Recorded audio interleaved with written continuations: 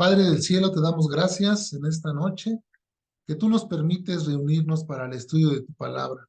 Sabemos que tú eres bueno y que tu misericordia es nueva cada mañana, Señor. Por eso, mi Dios, acudimos a ti en este tiempo para que seas tú ayudándonos, abriendo nuestra mente, nuestro corazón, nuestro entendimiento, Señor, para que podamos comprender esta palabra, esto y poderlo guardar en el corazón, que sea para nosotros de edificación, de provecho, para que a la hora, Señor, de venir a buscar tu palabra, podamos comprenderla, Señor. Ayúdanos, pues, te lo pedimos en el nombre de Jesucristo, Señor. Amén. También te pedimos por aquellos que se han de conectar, por aquellos que han de ver esta clase, seas tú, mi Dios, acomodando, Señor, lo espiritual a lo espiritual, Señor. Que no seamos nosotros con nuestras palabras ásperas, Señor, sino que seas tú, mi Dios, hablando, Señor, como con esa sabiduría que tú tienes, Padre, te lo pedimos. En el nombre de Jesús. Amén. Amén. Bueno, Amén. la clase pasada estuvimos hablando, bueno, el tema que estamos tratando es los diferentes métodos de interpretación. La clase pasada ya vimos el método alegórico. Este método dijimos que busca una profundidad en la palabra, abandona el sentido del texto, no respeta el contexto. Entonces, esto lo vimos la clase pasada. Hoy vamos a centrar en el método de interpretación alegórico. Es el que perdón, el místico. Vimos el alegórico la semana pasada y hoy nos toca el método místico.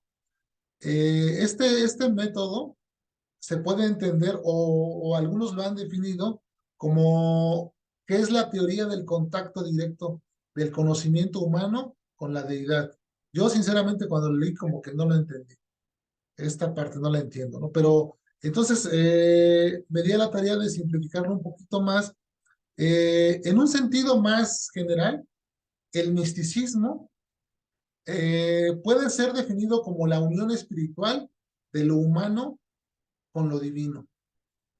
O también se puede referir a la introducción de algún secreto o misterio en específico. Es decir, que se puede tomar en esos dos sentidos, la unión espiritual del hombre con lo divino o aquellas cosas misteriosas, aquellas cosas secretas, ¿no? Eso entendemos por misticismo. Este método que vamos a estudiar el día de hoy también se puede relacionar con aquellas cosas como misterio, místico, lo misterioso, ¿no? Así lo vamos a definir. Eh, el, Perdón, ¿cómo dice que se llama el método? el método es el que vamos a ver hoy, místico. Místico. Método de Sí, interpretación místico. gracias. ¿Ok?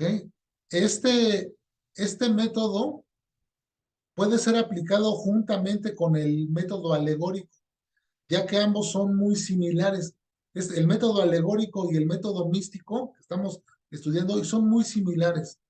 Los intérpretes místicos buscan darle a sus interpretaciones múltiples significados y siempre están buscando la profundidad de las palabras para encontrar diferentes matices, aunque no los tenga la palabra.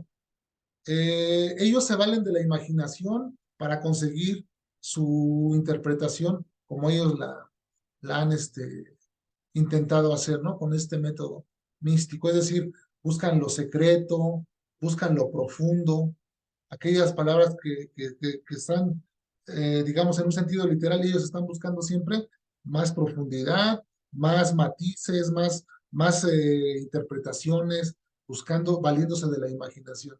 Por ejemplo, hay dos personajes, Hugo de San Víctor y Bernardo de Clairvaux. Estos son hombres o fueron hombres de más o menos del siglo X. Son representativos en este método y en sus interpretaciones. Por ejemplo, por poner un ejemplo, de cantar, del libro vamos al libro de los cantar, de los cantares y vamos a ver ahí un ejemplo, por favor, si me acompañan. Es capítulo 2 versículo 16, para ir más o menos entendiendo cómo estos intérpretes místicos hacen su interpretación. Cantares, capítulo 2, verso 16.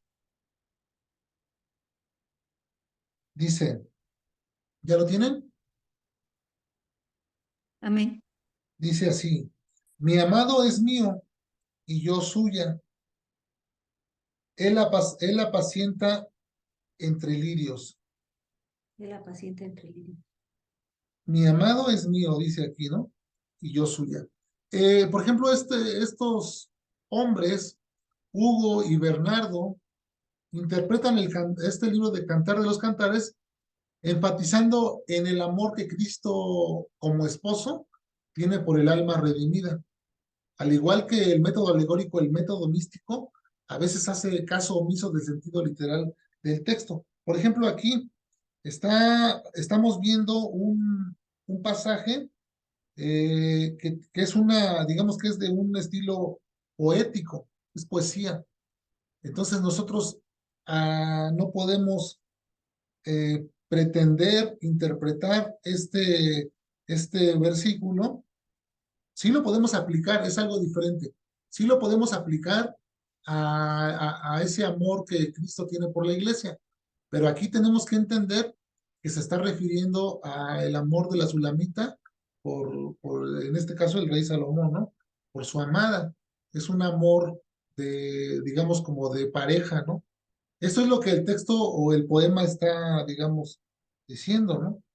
Lo que está aquí, pero ellos lo interpretan de otra manera, o sea, le dan el sentido, la interpretación, que es el amor de Cristo como esposo que tiene por el alma redimida. Entonces, ese es por poner un ejemplo, ¿no? De cómo ellos hacen este tipo de interpretación. Clemente de Alejandría sostenía que las leyes de Moisés contienen 4 significados diferentes.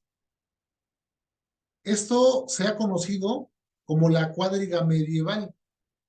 La cuádriga era el método cuádruple, es decir, de 4 de interpretación, cuyas raíces comienzan con la historia de la iglesia.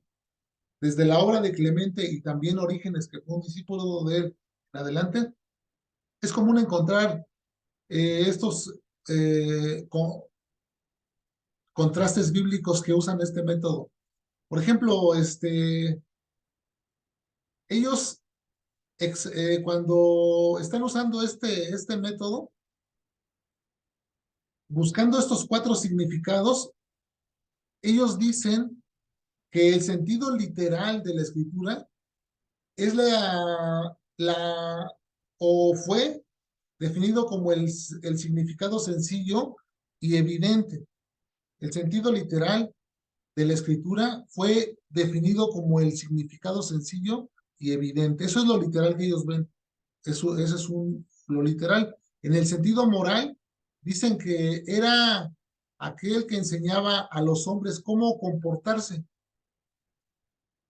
El sentido moral enseñaba a los hombres cómo comportarse. El sentido alegórico revela el contenido de la fe y el místico expresaba la esperanza futura. Así, por ejemplo, ellos usaban este método a los pasajes que mencionaban, por ejemplo, por un ejemplo a Jerusalén. Cuando en un pasaje se encontraba Jerusalén, eran susceptibles a tener 4 significados diferentes: el sentido literal, el sentido moral, el alegórico y el místico. Hacían sus interpretaciones. Ellos decían que, por ejemplo, Jerusalén, en el sentido literal, se refería a la capital de Judea, el santuario central de la nación. Ellos decían que era, en el sentido moral, decían que era Jerusalén, el alma del hombre. En el sentido alegórico, decían que Jerusalén era la iglesia.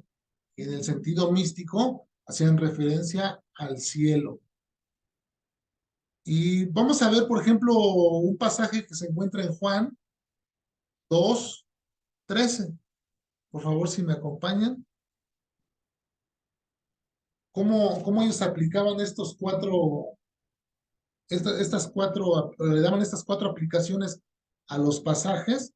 Por ejemplo, si nosotros interpretáramos la escritura como ellos lo hacían, en Juan capítulo 2 versículo 13 dice, estaba cerca la Pascua de los judíos y subió Jesús a Jerusalén.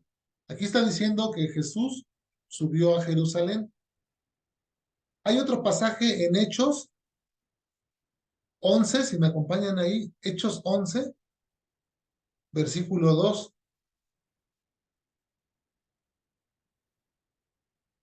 Hechos 11,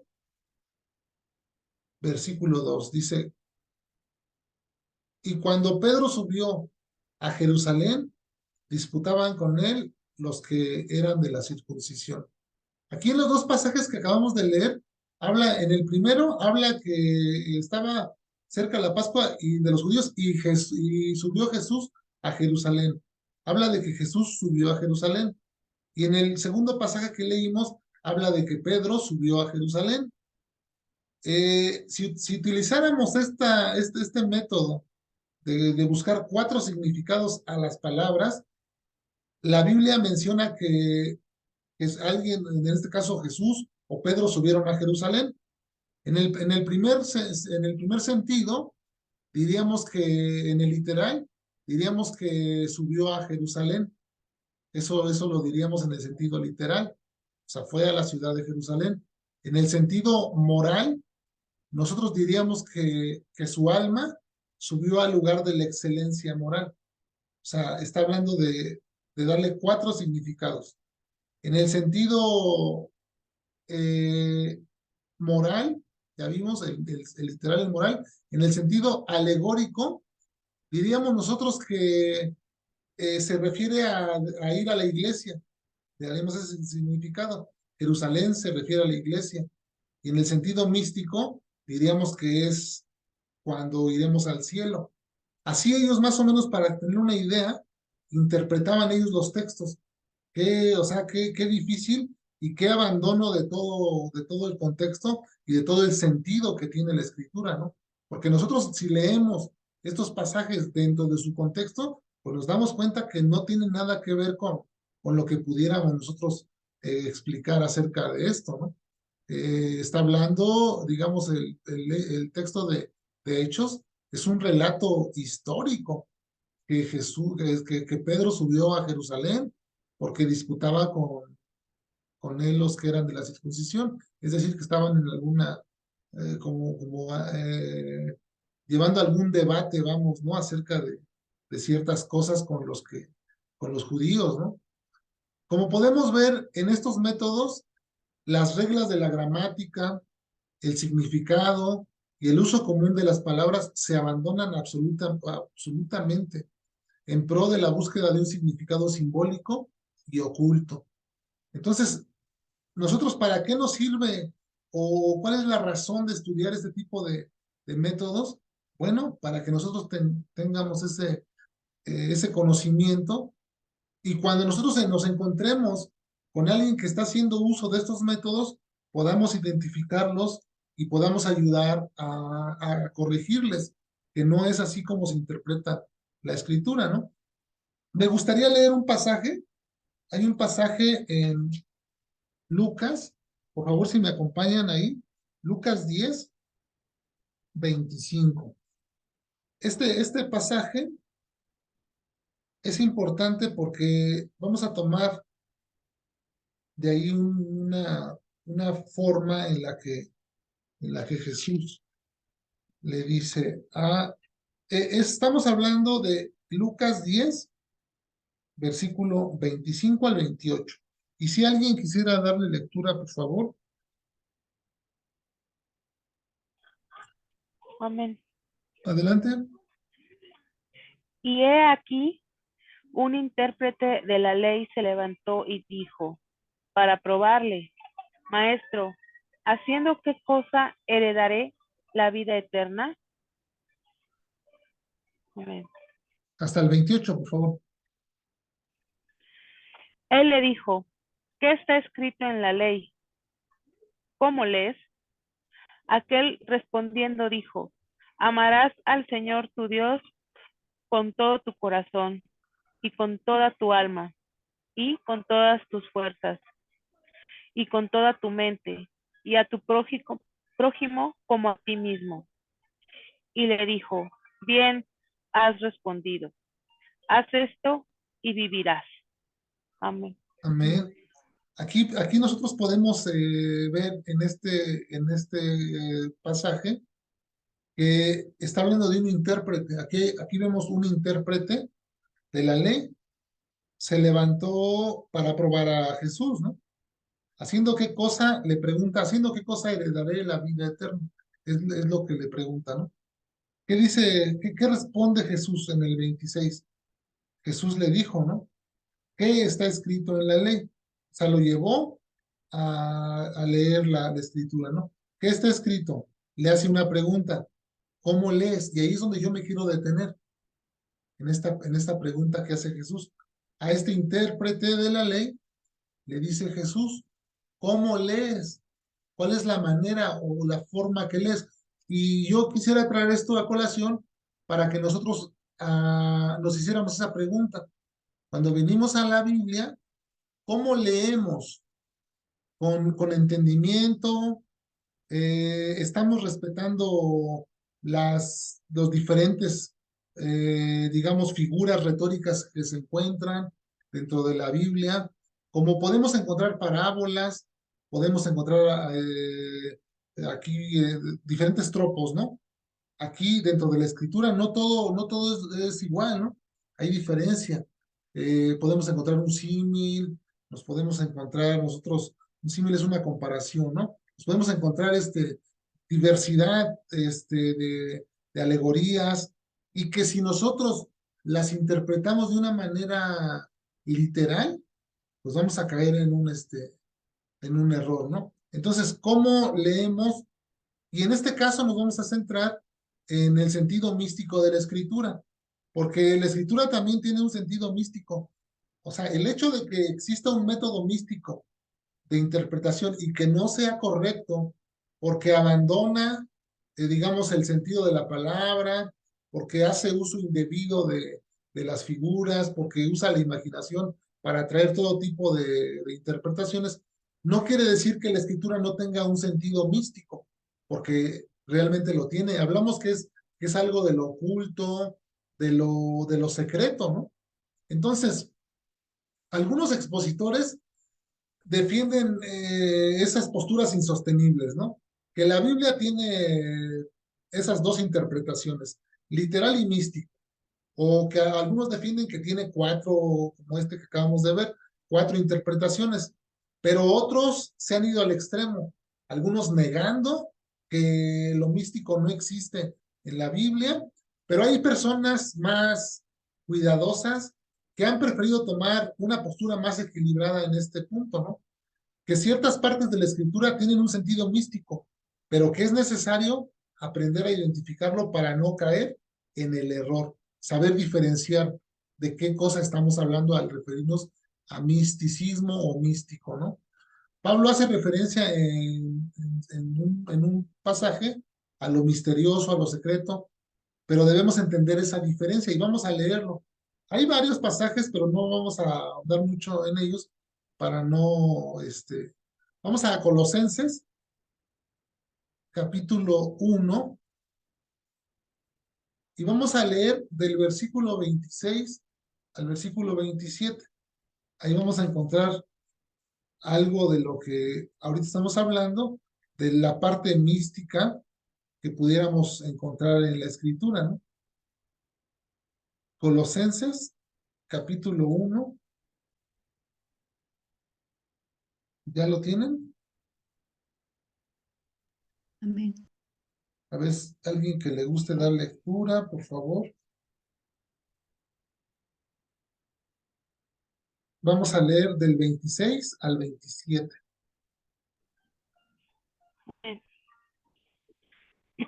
El misterio que había estado oculto desde los siglos y edades, pero que ahora ha sido manifestado a sus santos, a quienes Dios quiso dar a conocer las riquezas de la gloria de este misterio entre los gentiles, que es Cristo en vosotros, la esperanza de gloria. Amén. Amén.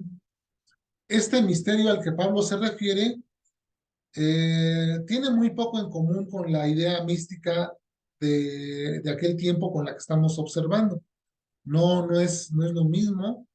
El misterio al que Pablo está haciendo referencia, hablando en este pasaje, ya ha sido revelado, porque nosotros tenemos la escritura, dice Pedro, que tenemos la palabra profética más segura, a la cual haríamos bien en estar atentos, ¿no?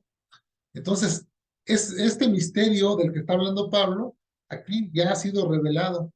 Es el plan de salvación para la raza humana, tal como fue proclamado por Jesucristo y fue testificado por más de 500 personas que lo vieron resucitado. Entonces, aquí este misterio del que está hablando no es un misterio de interpretación privada, dice Pedro, ¿no? Porque sabemos que la escritura no es de interpretación privada. Y aquí vamos a dirigirnos a Deuteronomio 29:29, que nos marca cómo es que los misterios que se encuentran en la escritura, que Dios no los ha dado a conocer, no son de interpretación privada. Muchas veces el Antiguo Testamento, o más bien el Nuevo Testamento, nos ayuda a interpretar el Antiguo Testamento, pero así lo decidió Dios, no para que nosotros estemos buscando secretos misteriosos o revelaciones en su palabra. Deuteronomio 29:29 nos dice que las cosas secretas pertenecen a Jehová nuestro Dios, mas las reveladas son para nosotros, para nuestros hijos, para siempre, para que cumplamos todas las palabras de esta ley. Así es que en la escritura vamos a encontrar una parte que es secreta. Esa parte pertenece a Dios porque Dios no ha querido revelarnos. Él, si algo está oculto en la escritura, no es para que nosotros lo queramos o comprender a como dé lugar. Son cosas secretas que pertenecen a Dios. Por ejemplo, como el día de la venida del Señor. Es algo que nadie sabe. El Señor lo dijo, ¿no? Nadie sabe el día ni la hora. Es algo que solamente le pertenece a Dios y lo va a revelar el día que suceda, ¿no? Las reveladas, que son, dice Hebreos capítulo 1, que Dios, habiendo hablado en otros tiempos por los padres, hablando en otro tiempo a los padres por los profetas de muchas maneras, dice que en este tiempo, en los posteriores días nos ha hablado por el Hijo, ¿no? Nos ha hablado por medio de Jesucristo. La revelación, ¿qué dijo Jesucristo? El reino de los cielos se ha acercado. Él nos estaba acercando todo aquello que el Padre había dejado en la Escritura y por medio de los apóstoles se da a conocer a través de sus escritos, de Pedro, de Pablo, es que se dio a conocer cada una de la voluntad de Dios, ¿no? Entonces, así vamos viendo que este método místico también abandona completamente el sentido común de las palabras, no respeta contexto y de ahí la necesidad de conocer el sentido místico del método de interpretación, pero también el sentido místico de la palabra, porque se vuelve totalmente necesario conocerlo. Cuando uno no logra darse cuenta de esto, uno se puede confundir. Así que debemos de estar siempre atentos contra toda tendencia hacia un misticismo equivocado que pudiera distanciarnos de la correcta interpretación del Evangelio. Y hemos visto en algunos lugares, en algunas iglesias, algunos pastores que no se percatan de este tipo digamos, de interpretaciones y siguen utilizando estos métodos equivocados que únicamente llevan a los creyentes al error, porque llega un momento en el que ellos se extravían de la fe porque no encuentran el verdadero sentido de la palabra. Por ejemplo, se dice en algunos lugares, ¿no? Que la letra mata, ¿no? Entonces, el espíritu vivifica, pero la letra mata. Entonces, Yo me he encontrado con personas que les digo, no, las exhorto a que leamos la Biblia, que estudiemos, y me dicen, no, es que la letra mata. O sea, están interpretando ese pasaje en un sentido literal, le están dando, o sea, abandonando, digamos, el contexto en el cual está escrito, ¿no? O por ejemplo, hay otro pasaje donde Pablo dice, todo lo puedo en Cristo que me fortalece, ¿no? Y únicamente toman ese versículo, lo sacan de su contexto y dicen, no, pues todo lo puedo en Cristo que me fortalece. Ellos están haciendo un uso indebido de la escritura y dicen, por ejemplo, no, pues puedo tirar esta pared porque todo lo puedo en Cristo que me fortalece. Eso es algo irreal, es irracional, no es verdad, ¿no? No puede ser esto real y entonces hay que entenderlo desde ese punto de vista correcto, ¿no? Para que no caigamos en el error. Pues hasta aquí este método. Comentarios, dudas, sugerencias, es el tiempo.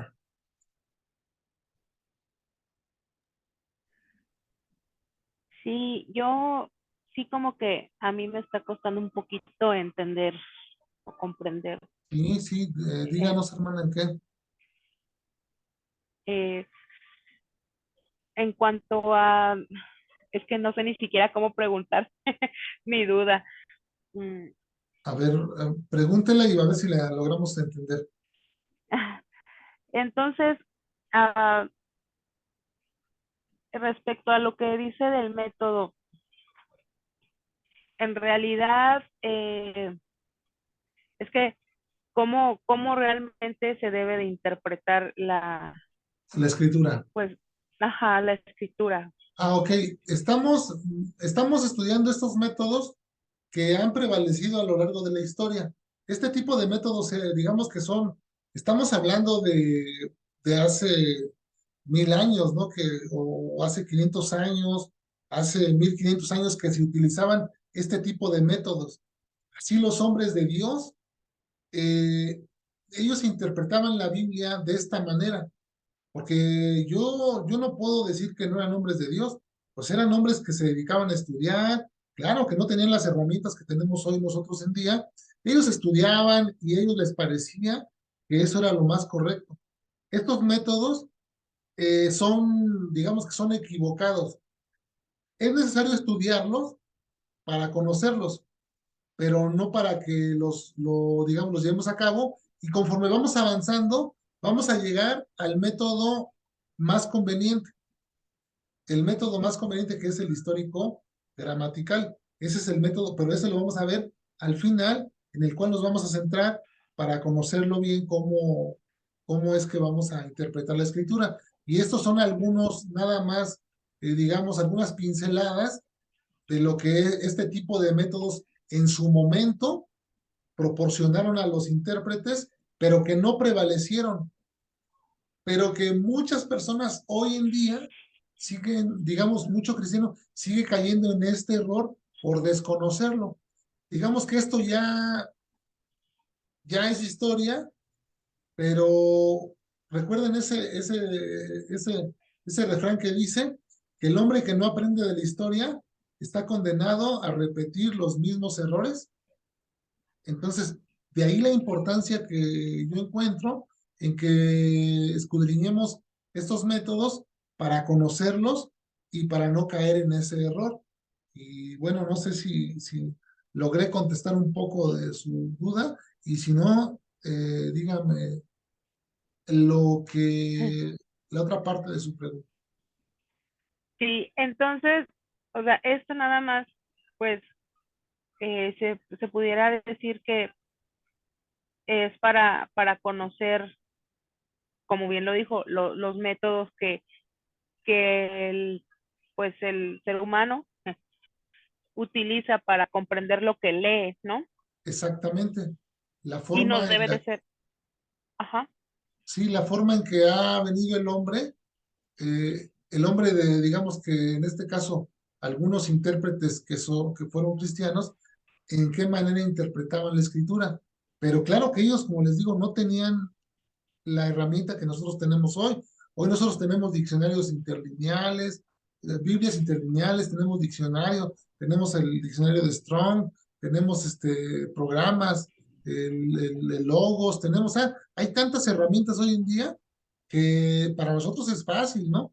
Ver qué dijo, por ejemplo, checar un pasaje y ver un comentario de un, no sé, de un reconocido personaje, a ver qué dijo, y vemos prédicas en internet, y tenemos ese acceso, ¿no?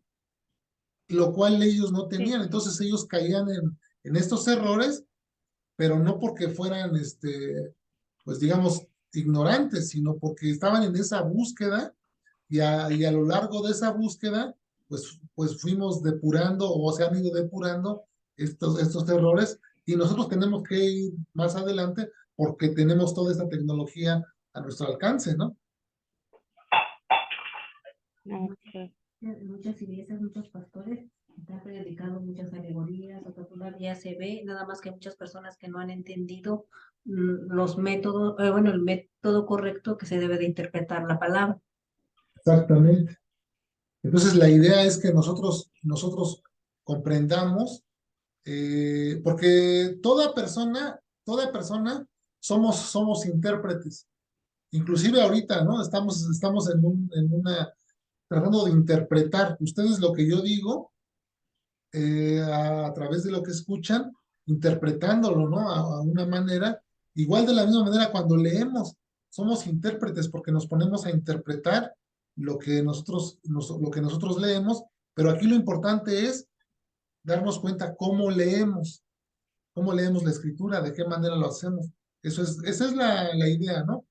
Como les digo, de conocer estos métodos erróneos para que no caigamos en ese error nosotros. Ujú. Sí, pues, sí, porque estaríamos también cometiendo, pues, como, no sé cómo decirlo, como un pecado, ¿no? El estarlo interpretando a nuestra manera. Pues Porque, no tanto así como pecado, sino que más bien es desconocimiento, pero ujú, precisamente Dios en su misericordia nos ayuda y nos va llevando para conocerlo, ¿no? Yo recuerdo cuando yo sí. inicié en la lectura de la Biblia, pues así igual yo agarraba y decía, pues esto es para mí, y yo me tomaba la palabra así como que ya era para mí, ¿no? Pero no hacía esa distinción de que la escritura tiene una sola interpretación, eso tenemos que tenerlo grabado. La escritura Ujú, tiene una sola interpretación y tiene muchas aplicaciones. Fíjense que hay, un hombre comentó una vez que un profesor de estudio de Biblia tomó un pasaje y le dio a sus estudiantes que lo interpretaran, hicieran la correcta interpretación y que buscaran diferentes aplicaciones. 50 les dijo en particular. Tomen este pasaje y hagan 50 interpretaciones, no, 50 aplicaciones diferentes. Ya le dieron la interpretación correcta, pero van a buscarle 50 aplicaciones diferentes. Y ellos se fueron y empezaron a buscar y a buscar y a buscar y lograron conseguir las 50. Al otro día que llegaron a la clase, el profesor les dijo, nuevamente quiero 50 más. Y se dieron a la tarea y consiguieron 50 aplicaciones más. Entonces lo que podemos aprender es que la Biblia tiene una sola interpretación, pero tiene multitud de aplicaciones. O sea, este pasaje, como el que leímos ahorita, ¿no? El de Lucas, ¿no? Está hablando un intérprete de la ley, esa es la interpretación correcta, ¿no? Que quiso tentar a Jesús y por probarle le dice, ¿qué haré para heredar la vida eterna? ¿No? Está poniendo a prueba al Señor. Esa es la interpretación de ese pasaje. Yo le di la aplicación cuando le dice, ¿cómo lees? Yo no estoy interpretando ese versículo, digamos, a la luz de nuestra era, ¿no? Yo estoy únicamente tomando ese versículo y dándole una aplicación al tema que ahorita estamos tocando, ¿no? Entonces, eso es lo que nosotros tenemos que aprender a diferenciar, ¿no?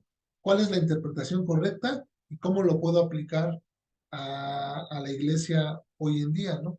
Un pasaje, digamos, de Jeremías, que se dio en específico para Jeremías, que fue por algún motivo en ese tiempo para el pueblo de Israel y que ahora esa misma palabra pudiera servirme para aplicarla el día de hoy porque se ve el mismo problema, ¿no? Pero no que esa palabra tenga que ser interpretada a la luz de este contexto que vivimos, ¿no? Sino tiene que ser interpretada a la luz del contexto en el que se vivió, para quién se le dio, por qué se le dio, cuál fue el motivo. Eso es lo que nosotros tenemos que preguntar al texto cuando vamos a interpretar. ¿Es lo correcto que debemos hacer? ¿Para quién fue escrito? ¿Por qué se dijo? ¿Cómo fue que ellos lo recibieron? Y así, preguntándole al texto, nosotros vamos a lograr entender para quién es la escritura. Y una vez que sabemos para quién es, cuál fue la razón, el motivo, ahora sí tomo esa palabra y la puedo aplicar a mi vida. Y una vez que la apliqué a mi vida, la puedo llevar a la aplicación a las demás personas, ¿no? Pero no puedo pasar por alto de tomar esa aplicación inmediatamente a las personas, ¿no? No, primero tengo que pasar yo por esa aplicación y después, de la manera que a mí me sirvió, es como la puedo aplicar a los demás, ¿no? No sé Ujú. si quedó claro. Sí, sí, sí. Sí, ya comprendí más. Esa es la Eh, intención de que logremos comprender cómo tenemos que acercarnos a la Biblia, ¿no? De qué manera me tengo que acercar para poderla comprender. Que tengo que, algo importante también, que me tengo que despojar, lo vamos a ir viendo más adelante. A mí les voy a dar un adelantito. Me tengo que despojar, eso es lo que vamos a seguir viendo en los siguientes métodos. Que me tengo que despojar de todo conocimiento preconcebido o de ideas preconcebidas. A veces nos ujú. formulamos ideas y venimos a la Biblia únicamente a buscar respaldo a nuestras ideas. La Biblia no se interpreta de esa manera. Tengo que quitar mis ideas o tomar mis ideas y venir a la Biblia a verificar si lo que yo creo es correcto o no. Esa es la manera correcta. Pero hay muchas personas que toman la Biblia con una idea que ya tienen y únicamente van a buscar respaldo en versículos acerca de esa idea que ya tienen y no quieren cambiar de opinión. Entonces aquí en la Biblia la idea es que cuando leemos, cuando escudriñamos, que seamos capaces de quitarnos esas ideas, ese conocimiento y venir y decirle al Señor, a ver, Señor, pues muéstrame, porque el Espíritu de Dios es el que inspiró la Escritura. Entonces, como el Espíritu es el que inspiró, nosotros nos tenemos que acercar primeramente, pues orando. Esa es la manera correcta, ¿no? Pero eso lo vamos a ver más adelante. No quiero adelantarme para no caer en la monotonía, ¿no? Ujú. Del mismo, de estar diciendo lo mismo, ¿no? Entonces, no sé si alguien tenga Ok. otra pregunta con respecto al tema. Si no se entendió, no pasa nada. Yo me regreso, puedo volver a explicarlo. No se preocupen, ¿eh? Para eso estamos aquí.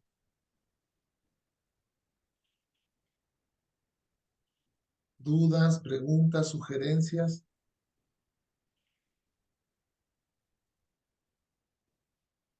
Porque sería eh, que no nos quedemos con un solo versículo para tomarlo como la enseñanza como tal. Es así más o menos, Sí, de que, por ejemplo, es el versículo, pero pues hay que leer el capítulo para ver si es aplicable a lo que estamos viviendo o a las circunstancias que estamos pasando, ¿no? claro. Así es, Sí, más o menos, ¿sí entendí? lo correcto sí, porque, por ejemplo, tenemos un capítulo completo, ¿no? Ujú. Y está hablando, pues dentro de eso está hablando, relatando una historia, ciertas circunstancias. Y si nosotros únicamente vamos y sustraemos un versículo de esa parte, pues no se va a entender. Es como ahorita de todo lo que estamos hablando. Si se corta la grabación y únicamente se toma de lo que yo estoy diciendo, eh, método de interpretación y se sustrae de lo que yo estoy hablando, pues entonces no se va a entender de qué estoy hablando, ¿no? Sí. Es necesario tomar todo el contexto Y eso lo vamos a ver más adelante, porque una cosa es el contexto, por ejemplo, el capítulo. Por ejemplo, aquí ahorita leímos Colosenses, ¿no? Bueno, tomamos todo el capítulo 2, pero también tenemos que tener otra cosa en cuenta, que tenemos que interpretar a la luz de toda la escritura, de toda la escritura. O sea, hay un contexto cercano, que es el contexto inmediato, y hay un contexto lejano o remoto, que se tiene que tomar en cuenta siempre a la hora de interpretar la Biblia. Esto es parte de lo que tenemos que aprender como buenos cristianos, a lo mejor no tan al 100, pero sí más o menos para tener una idea general y no caer en errores, ¿no? Sí, Porque, como les digo, muchas veces nada más se toman así, a veces caemos nosotros en eso, me gusta este versículo, ¿no? Lo saco y ya me lo grabo de memoria y ya lo repito, ¿no? Pero realmente no sé el contexto en el que se encuentra, ¿no? Tengo que conocerlo para poderle dar aplicación correcta. Entonces es eso lo que, pero ahorita este método que estamos observando es el místico que dijimos, ¿no? Es el ok. místico que busca, que está buscando un sentido oculto. Es decir, como que vemos algo aquí, ¿no? Tiene que tener algo más profundo y empezar a usar la imaginación y empezar a usarle de diferentes maneras para encontrar algo más profundo, ¿no? Eso es lo que ellos hacían.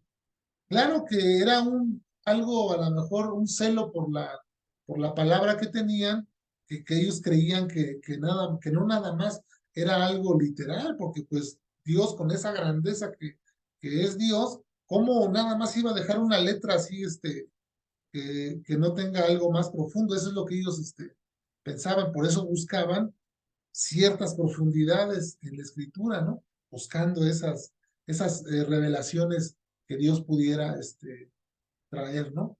Pero realmente hay textos que no las tienen. Hay algunos textos que sí tienen eso por sí mismos, como el que leímos, de que Pablo habla de un misterio, ¿no? Pues es algo oculto. Pero ya vimos que las cosas ocultas, pues Dios es el que las revela y no nos toca a nosotros estarlas, digamos, interpretando sin tener claro, ¿no? Por eso dice la escritura que aprendamos a no pensar más de lo que no está escrito, ¿no? Si en la escritura no logramos encontrar luz a esos textos oscuros, pues es mejor no caer en el error de quererlos interpretar usando nuestra imaginación, porque pues vamos a caer en un error, ¿no? Y eso es lo que intentamos. Y como nosotros como estudiantes tenemos la oportunidad de aquellos pasajes que no entendemos, bueno, pues podemos traerlos y compararlos. Mira, yo lo entiendo de esta manera, a ver cómo lo entiendes tú. Y esa es la forma en que uno los puede comprender y podemos crecer, pero siempre y cuando haciendo uso de, perdón, de lo que hemos aprendido, ¿no? En este caso, hablamos de la hermenéutica, que es la ciencia, ¿no?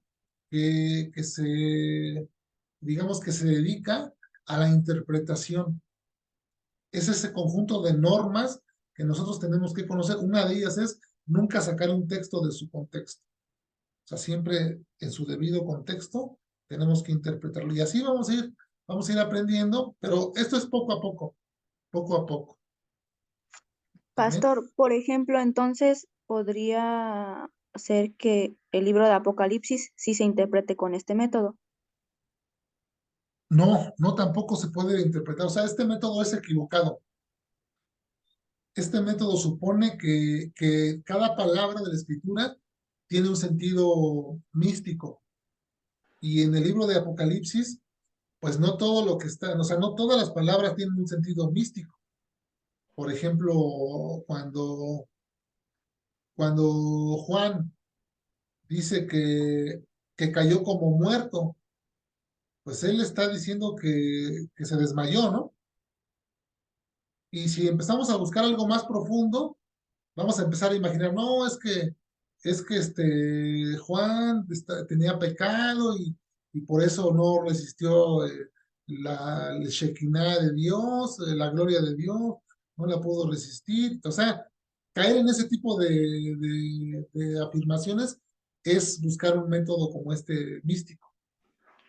Aunque Pero, el libro de Apocalipsis tiene muchas figuras, mucho simbolismo, que se tienen que interpretar de una manera, como les dije, con eso oculto, con eso místico que la escritura tiene, pero no el método místico. Hay una diferencia entre el método místico y lo místico que tiene la escritura, como vimos en el pasaje que les mostré de Colosenses, que sí hay cosas que están secretas, que están ocultas, pero que son símbolos, que son figuras, que se pueden interpretar a la luz de la propia Biblia, no a la luz de nuestra imaginación. Esa es una manera correcta de interpretar digamos, lo místico que está en la Biblia. Si la Biblia en otro pasaje nos da luz. No sé si han visto los videos que está compartiendo el pastor Nicolás, cómo cuando él un texto de Apocalipsis no se entiende correctamente, él va a buscar otro pasaje que pueda traer luz a ese pasaje que él está queriendo interpretar, ¿no? Por ejemplo, cuando se usa la palabra, no sé, qué palabra pudiéramos decir que se usa ahí. No recuerdo ahorita ninguna, pero bueno, alguna palabra que no está clara, buscarla en otro pasaje donde sí pueda estar más clara, ¿no? ¿Cómo se usa esa palabra o ese símbolo, a qué se refiere? Por ejemplo, cuando dice Santiago, más por un ejemplo, ¿no? Que dice, cuando habla de que si está alguno enfermo, pues vaya con los ancianos de la iglesia, que oren por él, que lo unjan con aceite, ¿no? Dice. Hoy en día, interpretar ese texto y que cuando una persona esté enferma y la unjan con aceite, es errar en la interpretación, porque en el tiempo aquel de los apóstoles, pues esa era una costumbre que tenían ellos, de ungir a los enfermos cuando estaban, digamos, tenían alguna enfermedad, les ponían aceite para curarlos, ¿no? Porque no, la medicina no estaba tan avanzada como hoy en día, ¿no? O hacían alguna pasta de hierbas y ahí le ponían, ¿no? Entonces, eso fue, digamos, en época de ellos, porque aún ellos no, digamos, anteriormente los judíos no tenían al Espíritu Santo. Y sabemos que el aceite era un símbolo del Espíritu Santo. Entonces, ahora en la actualidad, pues si está alguien enfermo, lo primero que tenemos que hacer es hacer oración, pero también tiene que ir al médico, ¿no? Porque pues ya hay médicos que digamos, si una persona tiene cáncer, creemos que Dios lo puede curar, sabemos que Dios hace milagros, sigue haciendo milagros hoy, mañana y siempre, ¿no? Pero también si está la medicina, pues tenemos que acudir a la medicina. O sea, es algo pues que nosotros tenemos disponible, ¿no? Y no caer en ese tipo de interpretación que pudiera llevarnos como por ejemplo los testigos de Jehová, ¿no? Que dicen ellos que no se ponen sangre, que no donan sangre, y entonces se dejan morir. Si necesitan de una transfusión de sangre en alguna operación que les hacen, se dejan morir si no tienen sangre. Claro que ellos buscan otros métodos, ¿no? Pero lo ideal sería pues que le pongan a uno sangre, ¿no? No sé si contesté tu pregunta. Sí, pastor, gracias. Ok, bueno, pues si ya no tienen más preguntas, pues yo creo que la dejamos aquí. ¿Y qué les parece? Me parece bien. Ok, pues vamos a orar para que Dios nos ayude a comprender que son temas un poquito complejos, ¿verdad? Pero que con la ayuda de Dios nos va abriendo el entendimiento para poderlos comprender y poder hacer un uso adecuado de la palabra. Todo es todo esto es por un bien común y una necesidad que tenemos como cristianos, como lectores de la Biblia, de poder interpretar correctamente la palabra para poderla vivir de una manera correcta. Pero tampoco caer en el afán de querer interpretarlo todo y saberlo todo. O sea, vamos paso a paso, vamos avanzando poco a poco y a la medida de cada uno, el crecimiento de cada uno, pues vamos entendiendo. Todos, no podemos generalizar a todos en al mismo nivel. unos están aquí, unos más acá, unos aquí, así. Hay niveles de crecimiento, pero somos un cuerpo. Y como cuerpo, pues tenemos que ir ayudándonos, ¿no? En ese crecimiento que da Dios. Entonces, vamos a orar.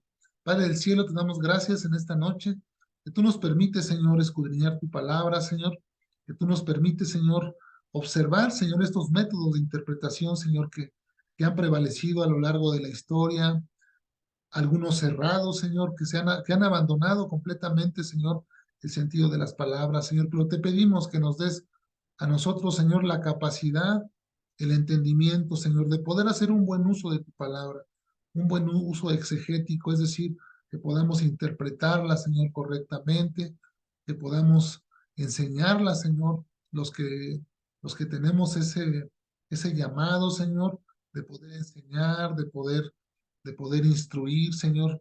Danos también capacidad, Señor, y aumentanos, Señor, en sabiduría, Señor, para que podamos llevar tu palabra de una manera correcta, Señor, y que no sea blasfemado tu nombre, Señor. También te pido que nos perdones, Señor, por todas nuestras ofensas, Señor, porque a diario, Señor, nosotros fallamos, Señor. Por eso, Señor, te pido que seas tú con nosotros, que nos guíes, que nos conduzcas en esta noche, Señor, que seas tú ayudándonos para seguir aprendiendo. Todo esto te lo pedimos en el nombre de Jesús.